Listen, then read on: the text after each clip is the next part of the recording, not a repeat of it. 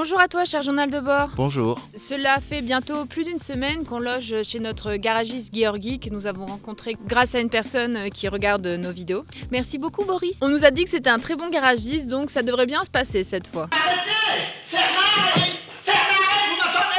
Alors Georgi, ce n'est pas n'importe qui. Surnommé le Belge, Georgi aura eu 1000 vies avant d'arriver en Géorgie. Il est né en Tchétchénie dans une famille orthodoxe et avec le conflit entre la Russie et la Tchétchénie, sa famille a dû fuir la Russie en tant que réfugié politique pour la Belgique. De là, notre cher Georgi grandit comme un Belge normal avec son père géorgien et sa mère russe. Sacré mélange qui fera que notre futur garagiste finira à la Légion étrangère pour au final atterrir en Géorgie et devenir un garagiste très doué.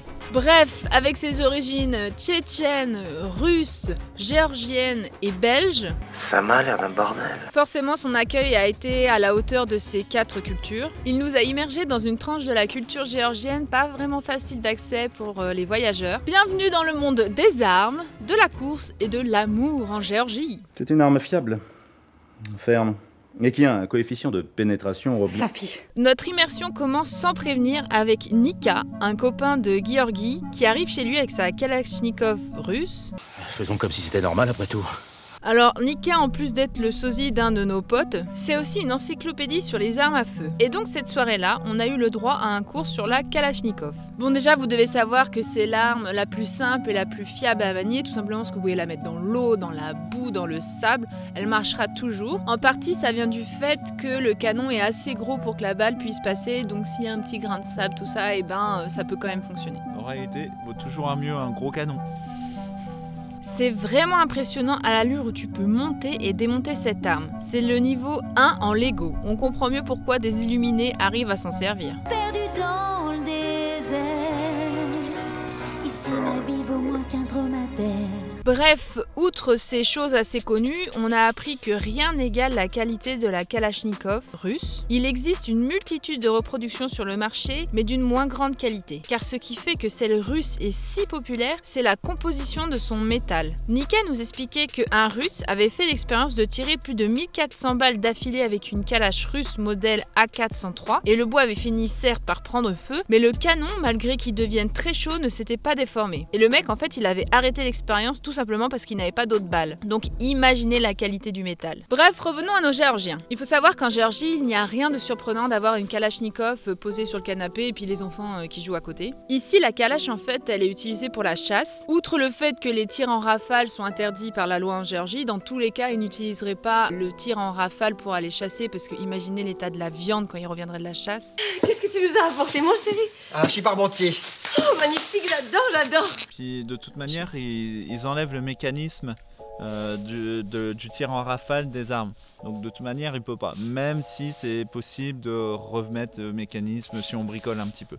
Alors forcément, en petite française que je suis, j'ai pas pu m'empêcher de demander s'il n'y avait pas des tueries comme aux États-Unis avec tous ces gens qui sont ultra armés. Mais Georgi, il n'arrivait pas à me trouver vraiment d'exemples. Il me sortait des gens qui, oui, il y a eu un enfant avec un couteau, tout ça, mais il n'arrivait pas à me trouver d'exemples clés, alors que, par exemple, pour les États-Unis, il t'en trouve directement. Donc bon, a priori, il semblerait pas qu'il y ait des tueries comme aux USA, mais rappelez-vous un collégien qu'on avait rencontré au tout début de notre voyage qui nous avait dit que les cours avaient été annulés pendant une semaine parce qu'un garçon avait tiré dans sa classe. Donc ce que l'on peut en retirer, c'est que certes, il y a des incidents, mais il n'y a pas de tuerie de masse en Géorgie. Pas encore. Pas encore. Bref, nous, dans notre immersion totale, on a forcément voulu tester cette arme. Donc on a d'abord joué à regarder dans le viseur. Bon, moi je n'y voyais rien. Hein. Mais en fait, je vois pas, il y a le bout de bois. Regarde, attends. Ah non, maintenant, je suis en train de fermer mon œil droit. Ah ouais, d'accord. Et puis on est allé tirer dehors. Ne vous inquiétez pas, ça va bien se passer.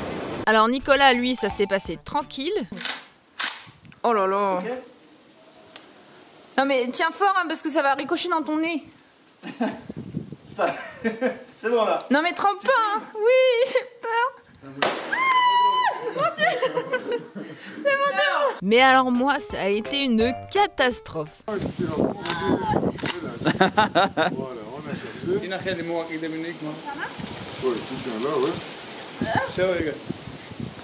Et tu appuies sur le crochet. Ça va pas me faire mal à l'oreille? Non, en vrai, ça va le son. Hein. Tu tiens, mais c'est pas que j'aurais peur à tomber. Non, tracasse. 1, 2, 3. Vraiment désolée pour vos oreilles, mais pour une bisounours comme moi, ça m'a vraiment chamboulé. Avant toute chose, tu vas d'abord me remettre à l'endroit Mais ça, ce n'était que le début des émotions. Et alors, si tu driftes pas pour gagner, pourquoi tu le fais? Tu veux vraiment le savoir? 1 ou 2 jours plus tard, on va être plongé dans ce qui est pour nous juste une série de films qui est de plus en plus mauvaise, c'est le monde de Fast and Furious. Le rendez-vous est donné près du grand réservoir de Tbilissi, sauf que une chose qu'on ignorait, c'est qu'on allait se rendre au rendez-vous en mode taxi.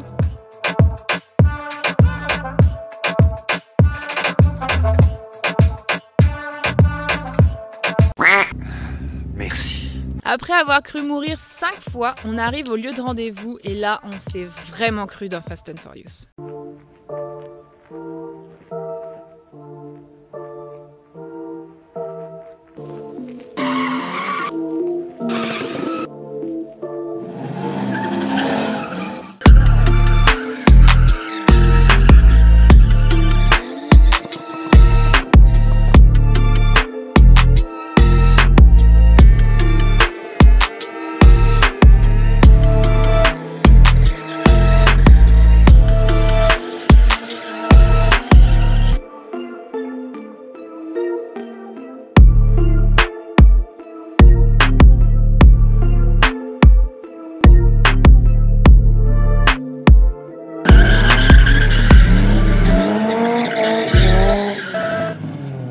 En vérité, il ne manquait plus que la musique et les mini-jupes pour se croire dans Fast and Furious, mais bon, on est quand même dans un pays orthodoxe, donc pas de mini-jupes. Sur place, on rejoint Bisha, un ami de Georgi qui travaille à la police des polices, mais qui se rend tranquillement dans un rendez-vous clandestin. Mais bon, ça va encore, car il avait son masque. Ici, la police tolère ce genre de choses, elle finit par intervenir si cela dure trop longtemps, mais au final, c'était situé à un endroit où ça ne gênait personne, et le peu de fois où des camions passaient, l'organisateur au microphone leur déblayait rapidement la route. Georgi nous expliquait que les flics préfèrent voir les jeunes faire ce genre de choses plutôt qu'ils aillent faire des bêtises en pleine rue. Et puis ce n'est pas le vendeur de pneus qui va les contredire. Ah bah lui il fait son chiffre d'affaires tous les lundis. Ici le masque il ne te sert pas contre le Covid mais contre la fumée des pneus. C'est fou mais tu ressors noir de l'événement. Noir, un peu blanc. Bien sûr, vous nous connaissez, on a voulu essayer. Moi d'abord.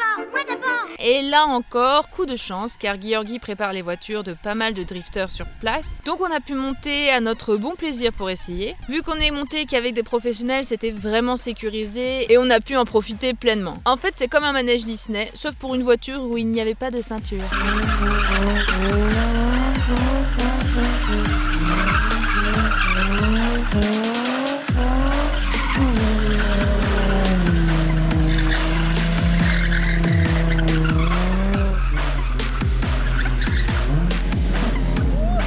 Tu as vraiment des grands fous dans ce genre d'événement. Tu avais des gars qui s'assillaient sur la fenêtre ouverte ou sur le capot ou qui étaient debout sur le marchepied pendant que le drifter faisait ses tours de drift. Et tu as aussi Nicolas qui allait au milieu avec Georgi pour soi-disant mieux filmer alors qu'on sait tous que la GoPro en pleine nuit ça ne sert à rien. Non mais au milieu c'est super dangereux quoi. Tiens raconte-nous comment c'était. C'était top. En fait c'est pas dangereux.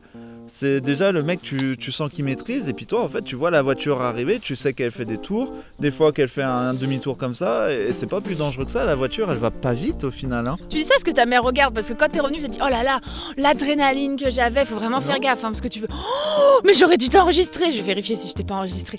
Comment tu mens juste pour pas te faire engueuler par ta mère. Ce genre de rendez-vous c'est vraiment très commun à Tbilissi. Alors pas seulement pour faire du drift mais aussi pour faire des courses sur l'autoroute. Et tu as même des copains de flics, de pilotes qui viennent fermer l'autoroute le temps que les gars fassent leurs courses. Parce qu'en gros, il n'y a pas d'entrée ni de sortie sur 10 km. Donc s'il n'y a pas de voiture qui arrive, ils savent que sur 10 km, la voie est dégagée. Donc ils y vont à 320 km/h à peu près. Et voilà, ils font de belles courses. Bref, ici, la culture de la voiture et de la vitesse est vraiment présente. Par exemple, quand on est parti en direction de l'appartement de Batcho, au feu rouge, une moto s'est chauffée avec nos 2 voitures et voilà que quand le vert passe, les 3 bolides se mettent à faire la course dans la ville. Alors que les gars à moto, on ne les connaissait pas. Mais ici, c'est normal. Georgi nous expliquait en rigolant que ici, tu pourrais même chauffer un gosse en tricycle, il voudrait faire la course avec toi, mais en vrai, j'en suis sûre que c'est trop vrai. Genre, à un moment, la moto, elle est venue à notre niveau et la fille qui était derrière le gars qui conduisait, elle nous a montré sa montre en mode dis donc vous êtes lent enfin vraiment comme dans un film quoi. Et détail giga croustillant, elle avait même pas de montre. Après une énième course où j'ai pris encore 20 rides, on arrive dans le quartier de Batcho qui est le quartier de la police. Arrête. Pris les rides. C'est vrai. En fait, c'est un quartier vers l'aéroport avec plein d'immeubles réservés pour la police. Qu'est-ce qu'il fait? En fait, quand t'es flic ou quand t'as été flic dans ce pays, l'État te donne un appartement dans ce quartier d'immeubles. Et c'est dans ce quartier qu'on va changer complètement de registre, quoique dans Fast and Furious, il y a de l'amour aussi. Je suis venu te dire que tu me plais, que je vais te chanter una canzone d'amour. Sur le balcon de Batcho, on a assisté au plus grand râteau de l'histoire de l'humanité. Un mec voulant déclarer sa flamme à sa chair et tendre est venu avec 3 de ses amis tracer un cœur en sable en dessous de la fenêtre de la fille. Ils mirent le chiot berger du Caucase en cadeau au milieu, mais vu qu'il n'y avait toujours pas de réaction derrière la fenêtre, les gars ont versé de l'essence sur les tours du cœur et y ont mis feu. Bon, ils avaient enlevé le chien entre temps. Hein. Je tiens tout de même à rappeler qu'on est dans le quartier de la police, hein, et ils foutent le feu. Et malgré l'attente et le regard curieux de tous les habitants des immeubles aux alentours, la fille n'est pas sortie et le mec est reparti avec ses 3 amis et son chiot, vraiment bredouille. Alors vous vous imaginez bien que nous on était choqués de voir ça. Chez nous, les mecs ils vont pas aller faire ce genre de truc avec l'aide de leurs copains quoi. Et du coup, Batcho et son frère nous expliquaient qu'en Géorgie, c'est tout à fait normal des mecs qui font ce genre de truc. Les hommes ici ils expriment souvent leurs sentiments par ce genre d'action. C'est sûr, ils ont trop regardé Roméo et Juliette. Car Roméo et Juliette. Et de ce fait, sous l'URSS, si une femme était mariée avec un Géorgien, elle était vraiment considérée comme chanceuse parce que c'était le meilleur mari que tu pouvais avoir. Et du coup, de voir cette action, ça nous a confirmé le fait que c'est vraiment difficile de séduire une fille dans ce pays. Et les Géorgiens, je pense que c'est des pros de l'arabe. Je pense que si vous êtes français et que vous cherchez une gonzesse et que vous vous dites pourquoi pas en Géorgie, laissez tomber. Voilà, c'est tout pour cette semaine. On n'a pas encore entamé les réparations du véhicule, mais ça ne saurait tarder. Enfin bref, vous verrez ça bientôt. Restez connectés parce que la semaine prochaine, normalement, Inch'Allah, le livre qu'on vous parle depuis je sais pas combien de temps, il va sortir. Wouhou! Et vous pensez que c'est quoi le livre? Hein, parce que nous connaissons, vous pensez que c'est un livre de quoi? Parce que je pense pas que ça va... que vous pensez à ce que je pense que c'est ce que... Enfin voilà, vous pensez pas. Alors prenez soin de vous, renforcez votre esprit critique pendant ce confinement, gardez espoir et la tête haute. Tchou! Au revoir.